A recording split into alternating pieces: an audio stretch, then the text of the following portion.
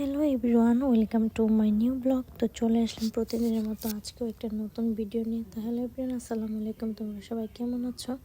আশা করি ভালো আছো। আলহামদুলিল্লাহ, আমরাও খুব বেশি ভালো আছি। যেহেতু বৃষ্টি পড়েছে, ঠান্ডা ঠান্ডা লাগতেছে, তো আগের থেকে কিন্তু অনেকটাই ভালো আছি। এখন একটু ভালো লাগছে, গরমটাও কম পড়েছে। তো আজকে রান্না করব শুটকি। অনেকদিন হয়েছে শুটকি খেতে ইচ্ছা করতেছে, তো শুটকি রান্নার রেসিপিটা আজকে তোমাদের সাথে শেয়ার করব। তো এই ছোটো মিনি ব্লগটা তোমরা সবাই অবশ্যই দেখতে থাকো। আর যদি ভালো লেগে থাকে তাহলে কিন্তু অবশ্যই লাইক, কমেন্ট, শেয়ার, একটা সাবস্ক্রাইব করে দেবো। শুটকি রান্নার জন্য প্রথমে কড়াইতে তেল গরম করে নিলাম, তারপরে শুটকিগুলো আর কি গরম পানি দিয়ে আমি ধুয়ে নিয়েছিলাম। তো এই শুটকিগুলো আর কি তেলের মধ্যে দিয়ে ভালো করে ভাজা ভাজা করব।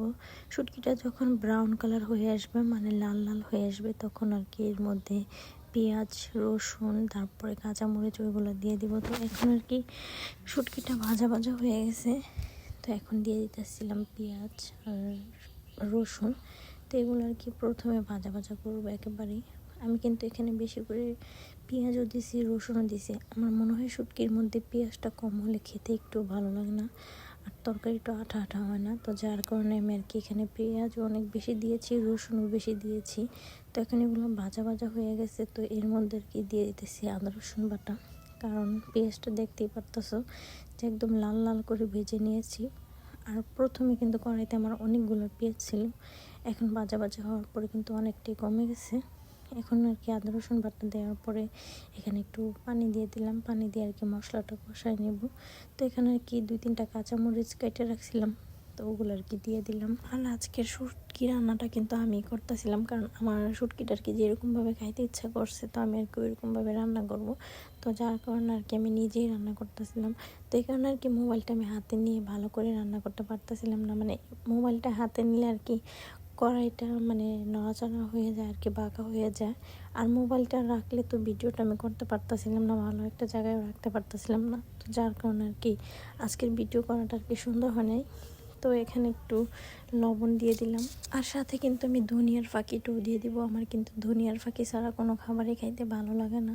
তারপরে এখানে দিয়ে দিতেছি ধনিয়ার ফাঁকি, একটু জিরা গুঁড়ো, তারপরে হলুদের গুঁড়ো, মরিচের গুঁড়ো। আর আজকে আমি কি করছি, হলুদের যেই বয়মটা ছিল, তো ওইটার মধ্যে আর কি রান্না করার চটিটা আমি দিয়ে আর কি হলুদ নিয়েছিলাম।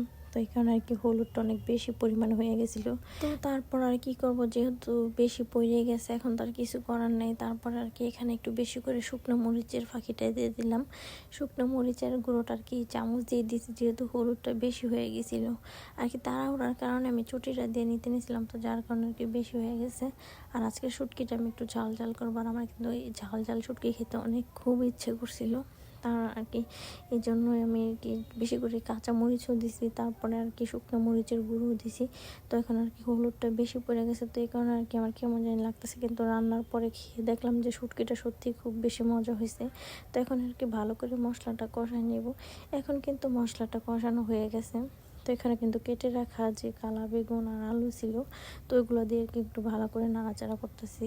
এখন এগুলোতে আমি একটু ভালো করে কষে নিব। আর কালা বেগুন আর আলুতে কিন্তু আমি কোনো পানি দিইনি এগুলো কষানোর জন্য, মানে কালা বেগুন আর আলু থেকে কিন্তু অনেক পরিমাণ পানি উঠছে। তো এখানে আর কি ভালো করে আমি কষা নিতেছিলাম।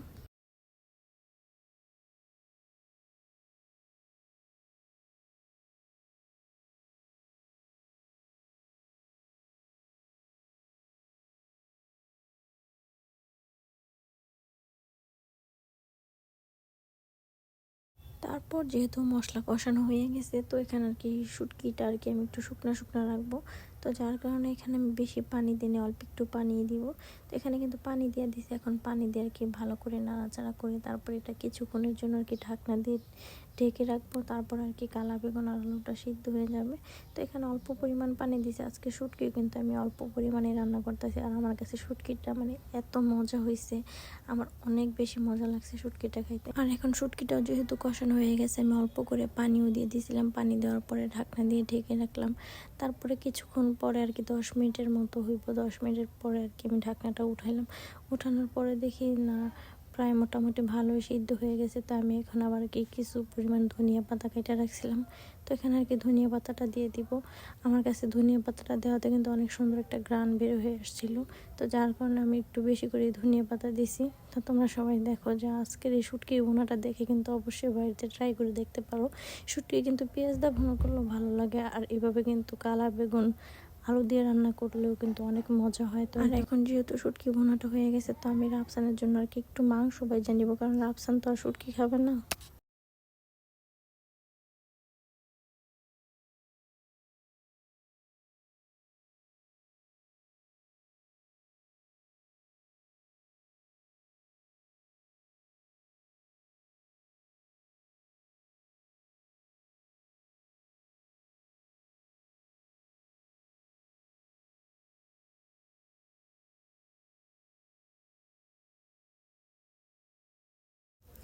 তো সব রান্না শেষে তো আমি দুপুরবেলা খাওয়া দাওয়া করতে বসলাম। এখানে নিয়েছি একটু মাংস ভাজা, তারপর একটু শুটকি ভুনা, তারপরে সাথে ছিল বরবটি দিয়ে আলু ভাজি একটা রেসিপি, আর আমডাল তো ছিলই। তো আমি একটু লেবুটা বেশি করে নিতেছিলাম, মানে আমার এত মজা লাগছে খাবারটা খাইতে।